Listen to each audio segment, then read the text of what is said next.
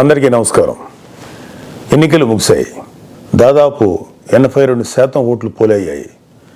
ఇది ప్రజాస్వామ్యంలో మంచి పరిణామం. కానీ ఇదే సమయంలో ప్రజలందరం చాలా అప్రమత్తంగా ఉండాలి. ఎందుకంటే పోలింగ్తోనే ఎలక్షనీరింగ్ పూర్తి కాలేదు, కౌంటింగ్ కూడా ఉంది. ఓటమి కళ్ళ ముందు కనిపించడంతో వైసీపీ అసురగణం ఎంతటి అరాచకానికి ఒడిగొడుతుందో పల్నాడు, తాడిపత్రి, తిరుపతిలో చూసాం. సైకోపాత్ అనే మాట మనం వింటూ ఉంటాం.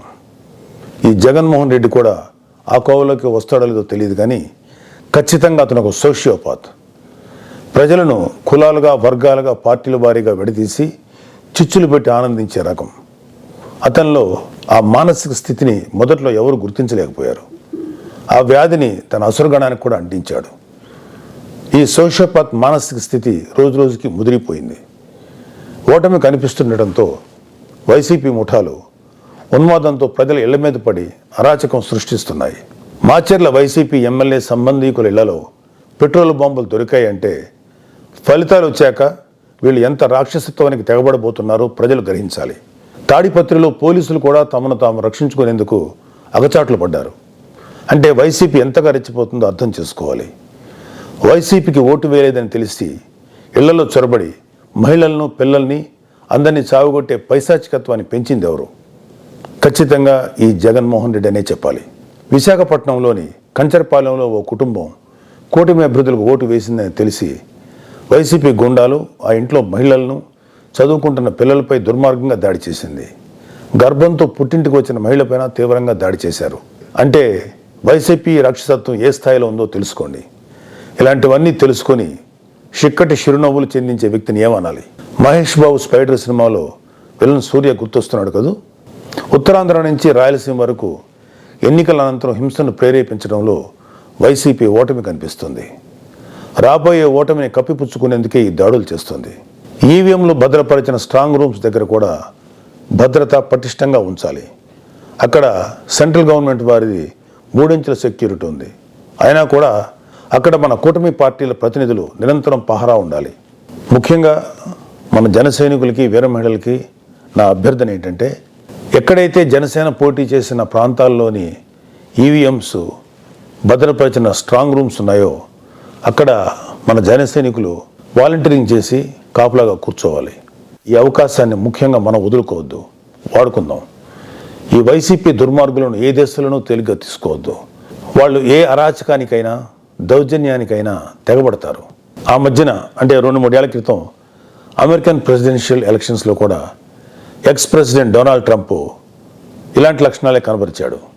ఎన్నికల్లో ఓడిపోతున్నాను అని తెలిసాక కూడా నేనే గెలుస్తున్నాను, గతం కంటే గట్టిగా ఓట్లు వచ్చాయని ప్రచారం మొదలెట్టాడు. ఫలితాలు వచ్చాక కూడా నానా యాగి చేసి కుర్చీ వదలంటే వదలని అలాగే భీష్మించి కూర్చుంటే వైట్ హౌస్ నుంచి పంపేశారు.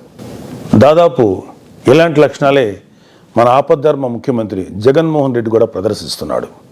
అందుకే మొన్నటికి మొన్న ఐపాక్ మీటింగ్లో కూడా తన పార్టీ గెలుస్తుందని గొప్పలు చెప్పాడు.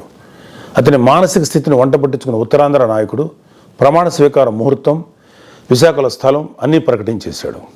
జూన్ 4 తర్వాత వీళ్ళందరినీ విశాఖలో ఉన్న ఆ ఆసుపత్రిలో చేర్చాల్సిందే. ట్రంప్ లాగే జగన్ కూడా కుర్చీ వదులుకోవడానికి ఇష్టపడ్డాం.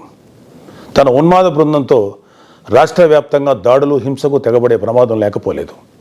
దీనిపై కేంద్ర ప్రభుత్వానికి ఖచ్చితమైన సమాచారం ఉంది. అందుకే వచ్చే నెల 15వ తేదీ వరకు కేంద్ర బలగాలను మోహరించాలని చెప్పింది.